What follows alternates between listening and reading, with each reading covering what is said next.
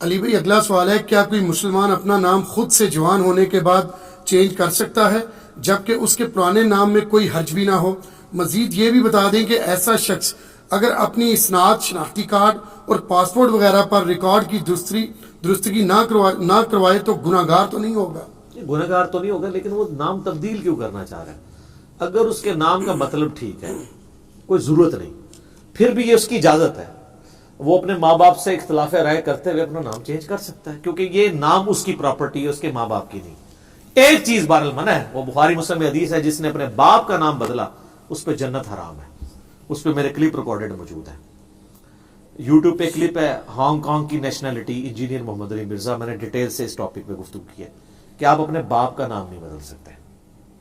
ہاں، کوئی عورت شادی کے بعد خاوند کے نام والے خانے میں خاوند کا نام لکھ سکتی ہے، اپنے نام کے ساتھ بھی جوڑ سکتی ہے، وہ باپ کے طور پہ نہیں جوڑ رہی ہوتی، خاوند کے طور پہ، وہ اس کیٹیگری میں فال نہیں کرے گی۔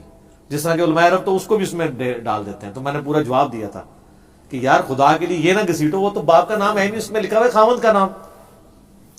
وہ پورا نام بھی اپنا چینج کر سکتی ہے۔ اگر وہ نام کہتی ہے جی میرے شادی سے پہلے جو ہے نام تھا وہ فاطمہ خالد، اور شادی کے بعد میں اپنا نام فاطمہ ارشد رکھنا چاہتی ہوں، تو رکھ لے۔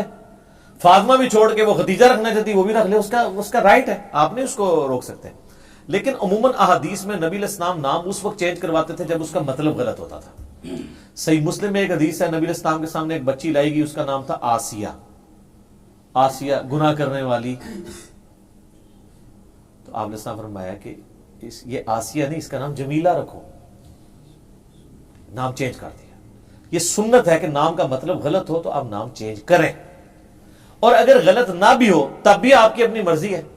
یار مولا علی نے نہیں اپنی کنیت چینج کی، ابو الحسن تھی، بخاری مسلم میں آتا ہے، نبی علیہ السلام نے ابو تراب کہا، وہ پھر بڑی رکت انگیز حدیث ہے، میں اپنے جذبات پہ قابو نہیں رکھ سکوں گا، تو بخاری مسلم میں آتا ہے حضرت علی نے اپنی کنیت ابو تراب رکھ لی۔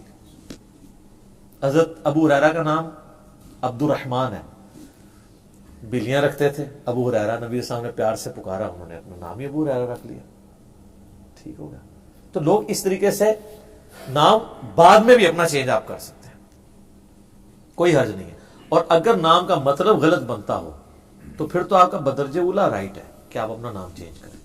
البتہ مسلم شریف میں ایک حدیث ہے کہ نبی علیہ السلام نے فرمایا کہ اللہ تعالیٰ کو دو نام بڑے پسند ہیں، عبداللہ اور عبد الرحمن۔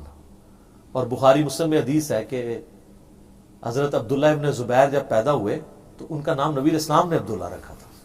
اور مسلم شریف میں ایک حدیث ہے کہ ایک صحابی کا بچہ پیدا ہوا، اس کا نام آپ نے ابراہیم رکھا۔ یعنی آپ علیہ السلام کو انبیاء کے نام بھی بڑے پسند تھے۔ ایک ویسے ضعیف روایت ہے ابو داؤد میں کہ نبیوں کے نام پہ نام رکھو، لیکن مسلم کی حدیث کو سپورٹ کر دیتی ہے کہ آپ نے ابراہیم نام رکھا۔ اور مسلم شریف میں ایک اور حدیث ہے کہ نبی علیہ السلام فرمایا کہ بنی اسرائیل کے لوگ نیک لوگوں اور انبیاء کے ناموں پہ نام رکھا کرتے تھے۔ اس چیز کو آپ نے انڈورس کیا ہے، مسلم شریف میں حدیث ہے۔ تو انبیاء کے ناموں پر نام، صحابیات کے ناموں پہ نام، خلفائے راشدین کے ناموں پہ نام، اہل بیت کے ناموں پہ نام رکھنے چاہیے۔ اوٹ پٹانگ قسم کے جو لوگوں نے آج کل نام رکھے ہوئے، اور وہ پتہ نہیں قرآن کھولتے ہیں، وہ ان کو یہ بھی نہیں پتا ہوتا کہ نام مونس ہے یا مذکر ہے، رکھ دیتے ہیں۔ بعض اوقات نام وہ مونس ہوتا ہے، وہ مذکر کے لیے انہوں نے رکھا ہوتا ہے، بعض اوقات مذکر ہوتا ہے مونس، وہ صرف یہ دیکھتے ہیں قرآن کے اندر لفظ آ گئے، اور بعض اوقات وہ لفظ ایسا ہوتا ہے جس کا مطلب کچھ اور ہوتا ہے، وہ ایز اے لفظ تو درست ہوتا ہے، نام رکھنے کے لیے وہ درست نہیں ہوتا۔ تو آپ نے دیکھنا ہے کہ وہ اس کا مطلب اس حوالے سے بن رہا ہے کہ اس کا آپ نام بھی رکھ دیں۔ لوگوں نے خواہ مخواہ قسم کے نام رکھے ہوئے ہیں، بڑے عجیب و غریب، اس کام میں پڑھنے ناموں کے حوالے سے آپ کو نا یوٹیوب پہ میری ویڈیوز، تو خیر یہ کلپ چڑھ جائے گا، آپ مشکات المصابیح میں 3 جلد کے اندر آپ کو ناموں والا ایک چیپٹر ملے گا، اس میں آپ دیکھ لیں کہ نبی علیہ السلام کس طریقے سے نام تبدیل کر دیا کرتے تھے۔ کچھ حدیثیں میں نے بتائی، اور بھی مل جائیں گی۔ آپ صلی اللہ علیہ وسلم کی حدیث ہے بخاری مسلم میں کہ میرے نام پہ نام رکھو، لیکن میری کنیت نہ رکھو۔ کچھ حدیثیں پھر بعد میں ملتی ہیں ایسی، سنن نسائی میں، ابو داؤد میں، کہ نبی علیہ السلام نے کنیت والی جو شرط لگائی تھی یہ اپنی زندگی تک کے لیے تھی۔ آپ کی وفات کے بعد اگر کوئی ابو القاسم رکھ لیتا ہے تو یہ جائز ہے، بل پریفر یہ ہے کہ نہ رکھے، پر نام ضرور رکھے۔ حضرت ابوبکر نے اپنے بیٹے کا نام محمد رکھا تھا، محمد بن ابی بکر۔ یہ اسما بنت امیس کے بیٹے تھے نا، پھر حضرت بکر کی وفات کے بعد ان کی ماں سے حضرت علی نے شادی کر لی تھی. ان کی پرورش ساری حضرت علی نے کی ہے، اسی لیے جنگ جمل میں، جنگ صفین میں، جنگ نعمان میں یہ حضرت علی کی طرف سے کمانڈر تھے، بیٹے ابو بکر کے تھے، کیونکہ ان کی ماں کے ساتھ نکاح کیا ہوا تھا. تو حضرت محمد بن ابی بکر پیدا ہوئے 8 ہجری میں، نبی علیہ السلام فوت ہوئے 11 ہجری میں، حضرت ابو بکر 13 ہجری میں. تو 5 سال کے تھے جب ان کا والد فوت ہو گیا حضرت ابو بکر، تو ان کی ماں کے ساتھ نکاح کیا حضرت علی نے. تو محمد بن ابی بکر، حضرت علی کے اپنے سگے بیٹے کا نام محمد ہے. صحیح بخاری میں محمد ابن حنفیہ، جو حنفیہ نامی عورت سے تھا. تو صحابہ کرام اپنے بیٹوں کے نام نبی علیہ السلام کے مبارک نام کے اوپر رکھتے تھے، انبیاء کے ناموں کے اوپر نام رکھتے تھے. تو وہ رکھنے چاہیے اس طرح کے نام جن کے مطلب ٹھیک ہو. جن کے مطلب ٹھیک نہیں بنتے نا، تو اگر کسی معاشرے کے اندر وہ ریناؤنڈ ہو تو جائز ہے، ہم اس کے اوپر فتویٰ نہیں لگاتے.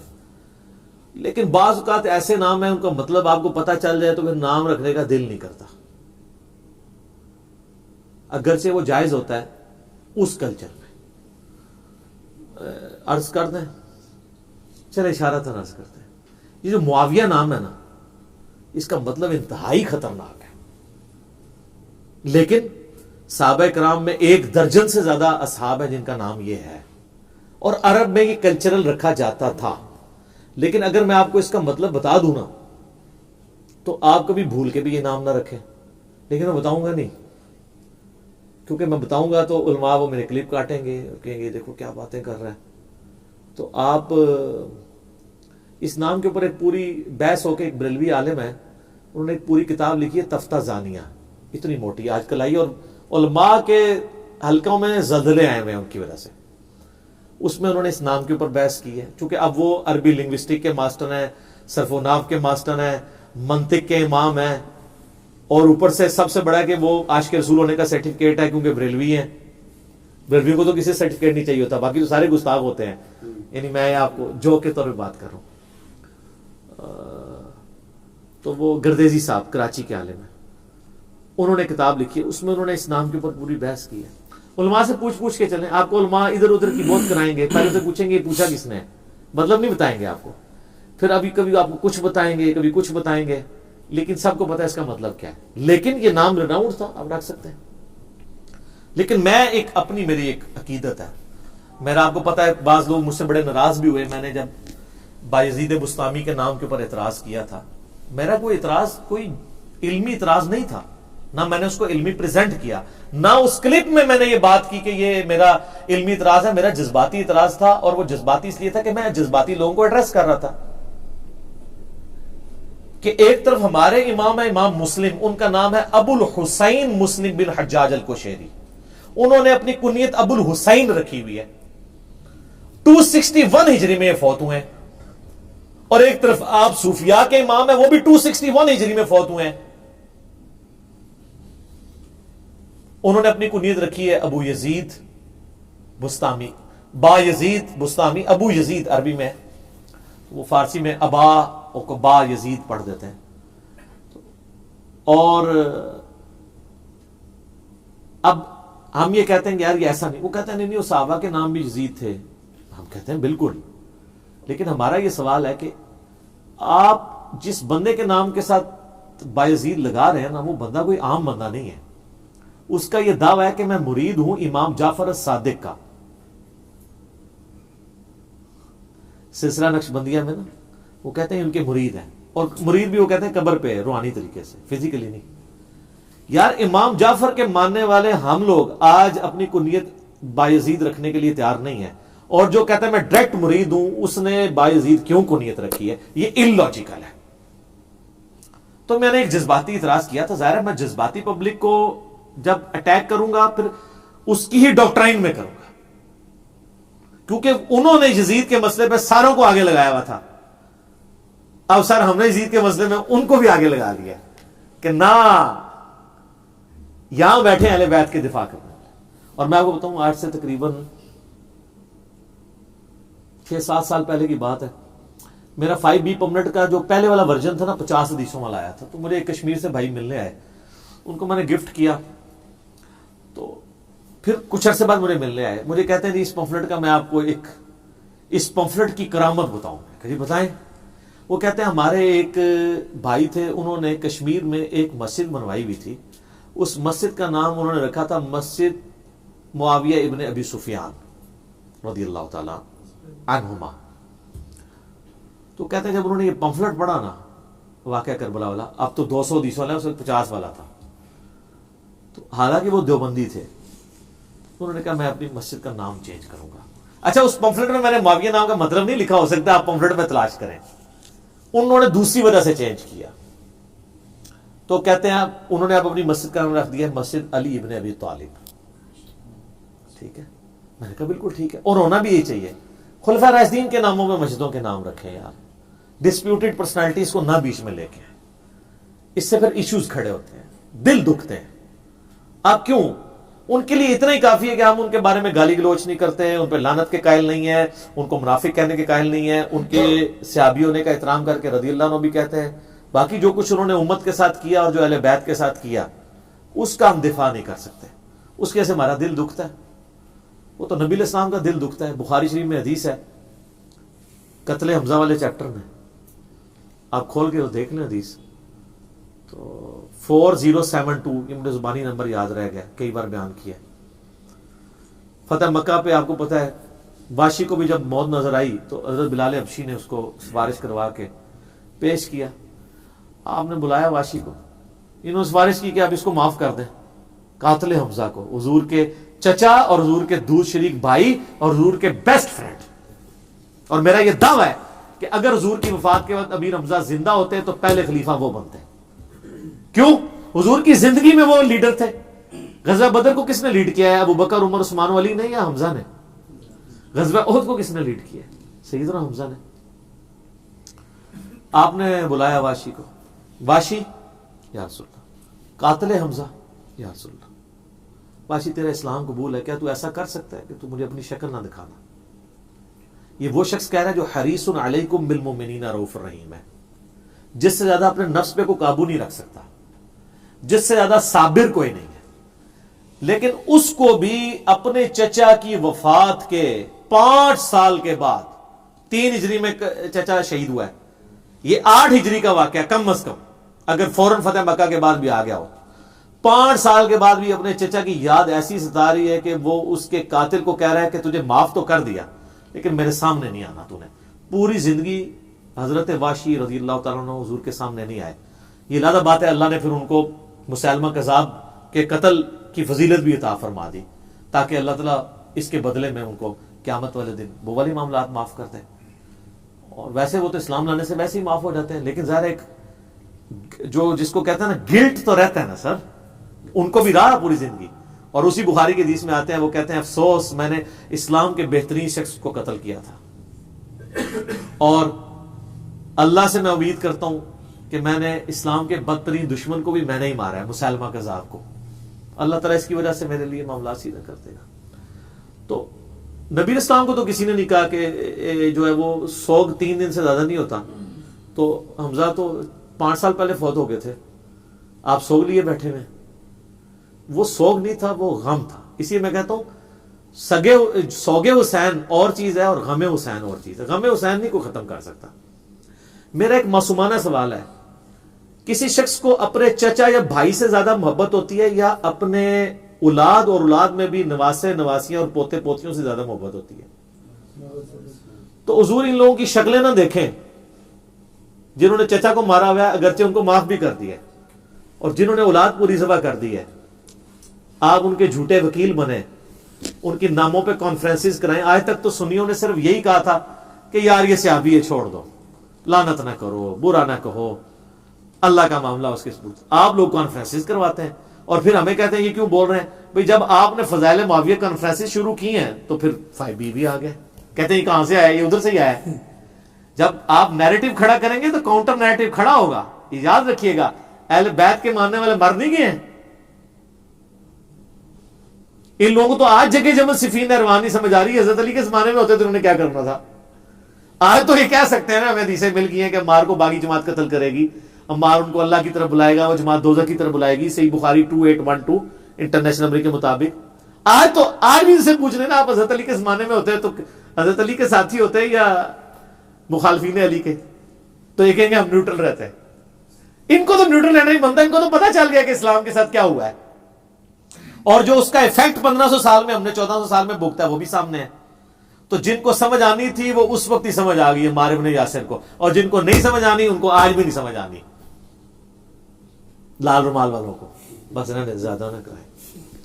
ریسرچ پیپرز کے حوالے سے ایک چیز میں اور عرض کر دوں آپ لوگوں کے لیے کہ ہمارے ریسرچ پیپرز منگوانے کے لیے جو ہم نے اپنی اکیڈمی کا نمبر دیا ہوا ہے +923215900162, اور پاکستان میں کریں گے تو 032159000162.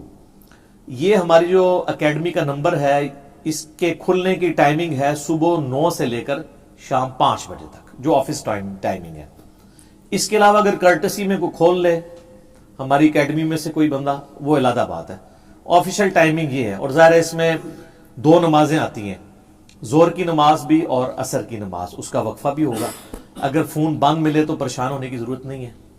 اور پھر سنڈے کے دن آپ کو پتہ ہے ہماری یہ مجلس اور درس قرآن کی ریکارڈنگ ہے, اس دن بھی اس حوالے سے گیپ آ جاتا ہے. تو صبر کے ساتھ چلیں تو انشاءاللہ تعالی رابطہ ہو جائے گا. لوگ کہتے ہیں رابطہ کرتے رہتے ہیں, فون بند ملتا ہے, بہت کم ہوتا ہے کہ بند ملے. 1 یا 2 دفعہ نہیں ہوا, آپ تیسری دفعہ چوتھی دفعہ ٹرائی کریں تو انشاءاللہ معاملات سیٹل ہو جائیں گے انشاءاللہ. میرے بھائیوں, جتنے بھی بھائی اور بہن ہم سے ڈاک کے لیے رابطہ کرتے ہیں, میں ان سے ریکویسٹ کروں گا کہ وہ جب بھی ہمارے یعنی فون نمبر کے اوپر ایڈریس بھیجیں تو وہ کمپلیٹ ایڈریس ہونا چاہیے.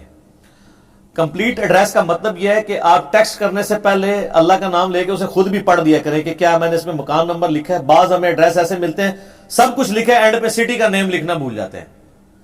کمپلیٹ ایڈریس وہ ہوگا جو لکھنے کے بعد آپ خود بھی پڑھیں گے. اور چونکہ آپ دوسرے شہر سے ڈاک منگوا رہے ہیں تو اپنے شہر کا لکھنا پڑے گا آپ کو. عموماً ہم اپنے شہر میں کسی کو جب تعارف کرواتے ہیں تو ہم کہتے ہیں فلاں محلے میں رہتے ہیں, تو یہ نہیں کہتے کہ جہلم شہر کے فلاں محلے میں, کیونکہ جہلم والے کو تعارف کروا رہے ہوتے ہیں.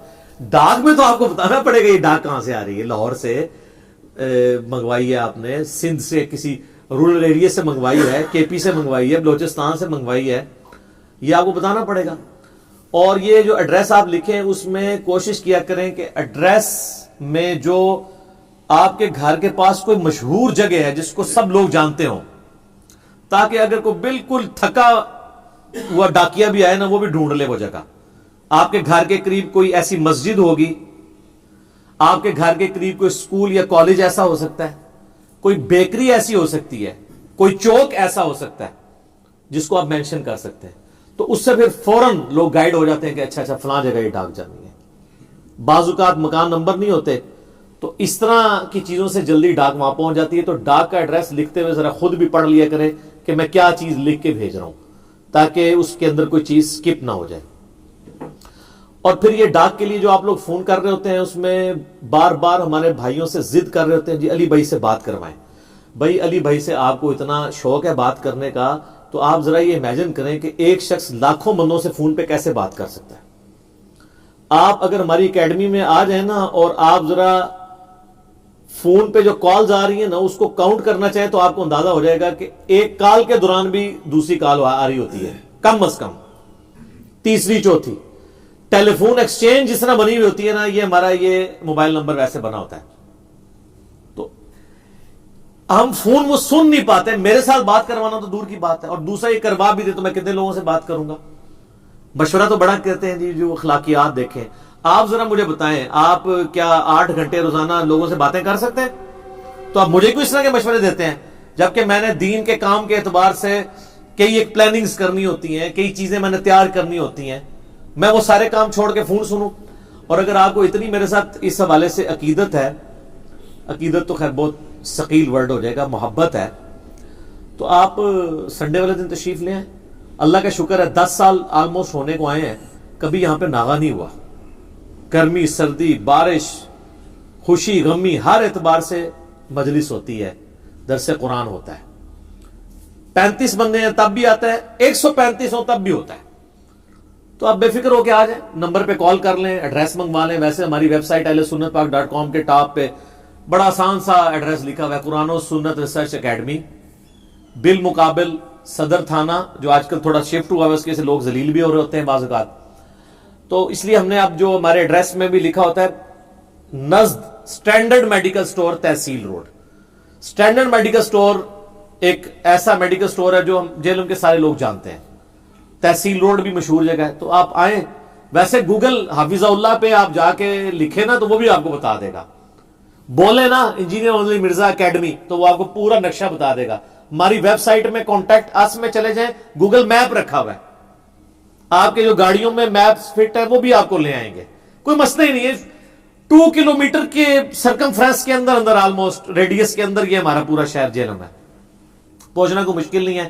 آؤٹ اسٹیشن لوگ 11 بجے آ جائیں، میں آلموسٹ 12 بجے کے قریب آ جاتا ہوں آؤٹ اسٹیشن لوگوں کو ملنے کے لیے. اور یہاں پہ آؤٹ اسٹیشن لوگوں کو ہم کھانا بھی کھلاتے ہیں جو آؤٹ اسٹیشن لوگ ہیں. تو جس کو ملاقات کا شوق ہے ضرور آئے، لیکن فون کے اوپر ضد نہ کریں.